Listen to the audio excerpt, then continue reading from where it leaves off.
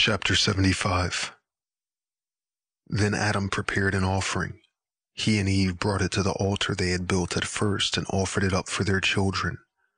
And Adam offered up the offering and asked God to accept his offering. Then God accepted Adam's offering and sent a light from heaven that shined down on the offering. Adam and his son drew near to the offering, but Eve and the daughter did not approach it. Adam and his son were joyful as they came down from the altar. Adam and Eve waited until the daughter was 80 days old, and then Adam prepared an offering and took it to Eve and to the children. They went to the altar where Adam offered it up, as he was accustomed, asking the Lord to accept his offering, and the Lord accepted the offering of Adam and Eve.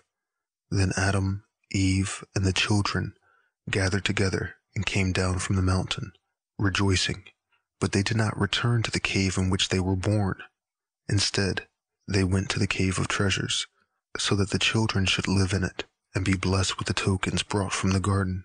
But after they had been blessed with the tokens, they went back to the cave in which they were born.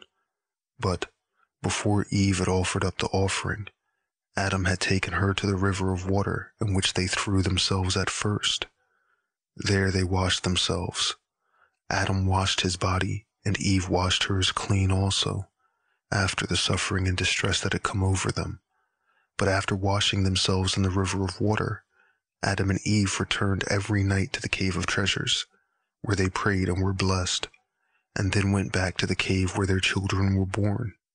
Adam and Eve did this until the children had been weaned. After they were weaned, Adam made an offering for the souls of his children, in addition to the 3 times every week he made an offering for them.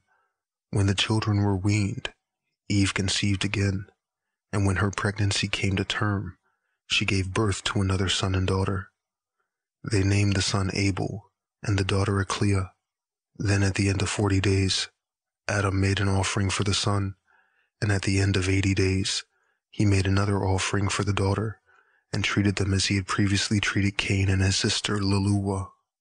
He brought them to the cave of treasures, where they received a blessing, and then returned to the cave where they were born. After these children were born, Eve stopped having children. Author's note: to compare the purification ritual recounted here to those of the Old Testament, we look to the book of the law, Leviticus 12. The Lord said to Moses, "Say to the people of Israel, if a woman conceives and bears a male child, then she shall be unclean 7 days, as at the time of her menstruation she shall be unclean. And on the 8th day the flesh of his foreskin shall be circumcised. Then she shall continue for 33 days. Then she shall continue for 33 days in the blood of her purifying. She shall not touch any hallowed thing, nor come into the sanctuary, until the days of her purifying are completed.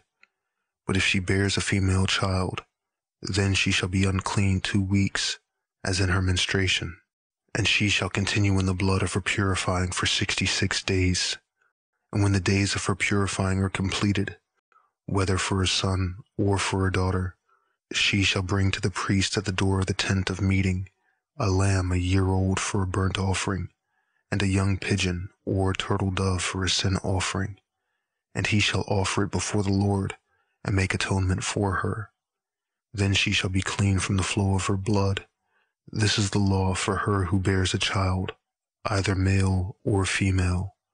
And if she cannot afford a lamb, then she shall take 2 turtle doves or 2 young pigeons, one for a burnt offering, and the other for a sin offering. And the priest shall make atonement for her, and she shall be clean.